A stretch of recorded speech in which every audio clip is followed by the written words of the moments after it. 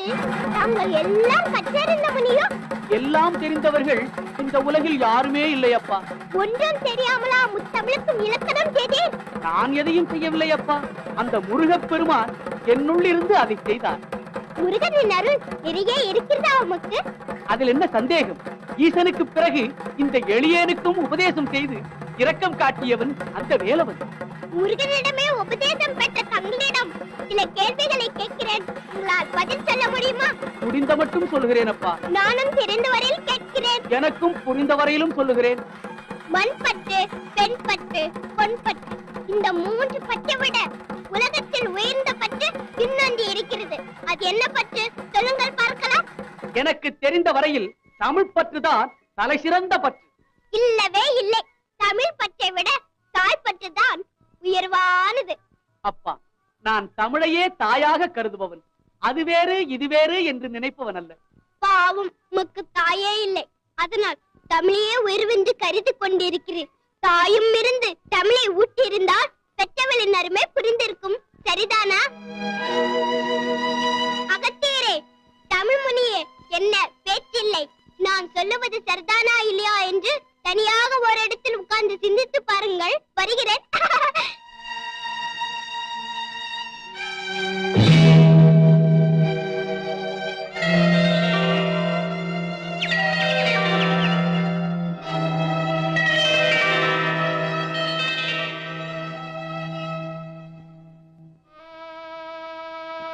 ஆடு மாடுகளை மேய்க்கும் ஒரு சிறுவன் வந்து என்னை தாய் தந்தை இல்லாத அனாதை என்று சொல்லிவிட்டு போய்விட்டாரே.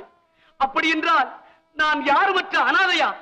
எனக்கு ஆதரவு காட்ட உலகில் ஒருவருமே இல்லையா? தமிழ் மொழியின் மேல் பற்று கொண்ட காரணத்தால் நான் தாய் பற்றை அறியாதவனாகவா போய்விட்டேன்? என்னை பேணி காத்து வளர்த்த என் அம்மையப்பன் செவியில் இந்த பாவியின் குரல் ஒலிக்கவில்லையா? அம்மா!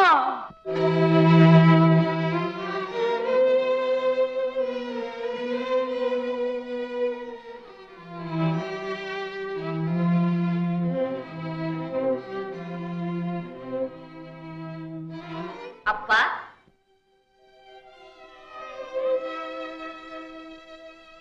அம்மா என்று அழைத்தது நீதானே? ஆம் தாயே. ஒரு சிறுவன் என்னை அன்னை தந்தையற்ற அனாதை என்று ஏளனம் செய்து விட்டார். அந்த வேதனையை தாழ முடியாமல் என் மனம் நெகிழ்ந்து அவர்களை அழைத்தேன். ஓஹோ, பெற்றவர்களை நினைத்து வருந்திக் கொண்டிருக்கிறாயா? ஆமையனே, நீங்கள் யார் என்று நான் அறியலாமா? அதை ஏனப்பா கேட்கிறாய்? நீ பெற்றவர்களை நினைத்து கவலைப்படுவதைப் போல நாங்கள் பெற்ற ஒரு பிள்ளையை தேடி அலைந்து கொண்டு வருகிறோம். என்ன வினோதமான சந்திப்பு! ஐயா, யார் உங்கள் பிள்ளை? தன்னலம் கருதாதவன், தரணிக்கு தொண்டு செய்ய புறப்பட்டவன். அவனை தேடித்தான் நாங்களும் வந்து கொண்டிருக்கிறோம். சேவை செய்யும் மனப்பான்மை அவனுக்கு வந்ததும் தாயையும் தந்தையையும் மறந்து விட்டான் போலிருக்கிறது. ஆனால் எங்கள் செல்வன் அன்னையும் பிதாவும் முன்னர் தெய்வம் என்று கூறும் தமிழ் முழுவதும் கற்றவன். என்ன கற்று என்ன புண்ணியம்? பெற்றவர்களை மறக்கும் பிள்ளை ஒரு பிள்ளையா? என்ன செய்வது, அப்படியே ஒரு பிள்ளை இருக்கிறானே. யார் அவன்? அந்த பிள்ளையின் பெயர் என்ன? என்னிடம் சொல்லுங்கள். எங்கிருந்தாலும் அவனை கண்டுபிடித்து கொண்டு வந்து உங்களிடம் சேர்க்கிறேன். அப்பா, எங்கள் பிள்ளையை எங்களிடம் கொண்டு வந்து சேர்த்து விடுவாயா? பெயரை சொல்லுங்கள் தாயே. அவனை கொண்டு வந்து சேர்க்கிறேனா இல்லையா பாருங்கள். அவன் பெயர் அகத்தியன். அகத்தியனா? என்னப்பா ஆச்சரியப்படுகிறாய்? தமிழ் மொழியின் முதல் எழுத்தான அகரத்தையும் கடைசி எழுத்தான நகரத்தையும் கூட்டி நாங்கள் தான் அவனுக்கு அகத்தியன் என்று பெயர் வைத்தோம்.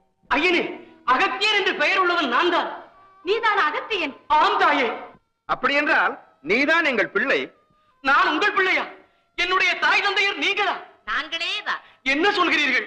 அகத்தியா, இன்னுமா உனக்கு புரியவில்லை? ஆண்டவா! அகத்தியா, நான் பெற்றது தமிழ். அந்த தமிழே நீ. அப்படி என்றால் நீ எங்கள் பிள்ளைதானே. பிறகேன் உனக்கு அனாதை என்ற கவலை வந்தது? இறைவா, என்னை மன்னித்து விடுங்கள். ஆடு மாடுகளை மேய்க்கும் ஒரு சிறுவன் வந்து அனாதை என்று ஏளனம் செய்து என்னை கவலைப்படும் நிலைக்கு ஆளாக்கி விட்டான். அன்றுதான் நீ அவசரப்பட்டு விட்டாய். அந்த சிறுவன் உன்னை ஏளனம் செய்யவில்லை.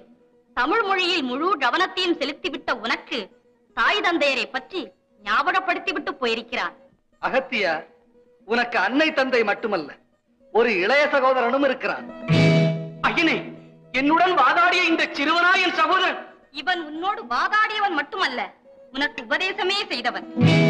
முருகா, ஞான பண்டிதா, முத்தமிழ் தலைவா, அத்தனையும் உன் விளையாட்டுத்தானா? அகத்தியரே, உமக்கு இன்னொரு மூத்த சகோதரரும் இருக்கிறார். அவரையும் தெரிந்து கொள்ளுங்கள். விநாயக பெருமானே! அகத்தியரே, இப்படி அன்னை, தந்தை, அண்ணன், தம்பி, உற்றார், சுற்றம் அனைத்தையும் பெற்றிருக்கும் நீர் பெரிய வீட்டு பிள்ளை. உமக்கேனையா அனாதை என்ற கவலை வந்தது? ஐயனே, அறியாத்தனமாக ஏதோ குழப்பத்தில் ஆழ்ந்து விட்டேன். அனைத்தும் பெற்ற பாக்கியசாலினி. உலகில் உனக்கு நிகர் வேறு எவருமே இல்லை.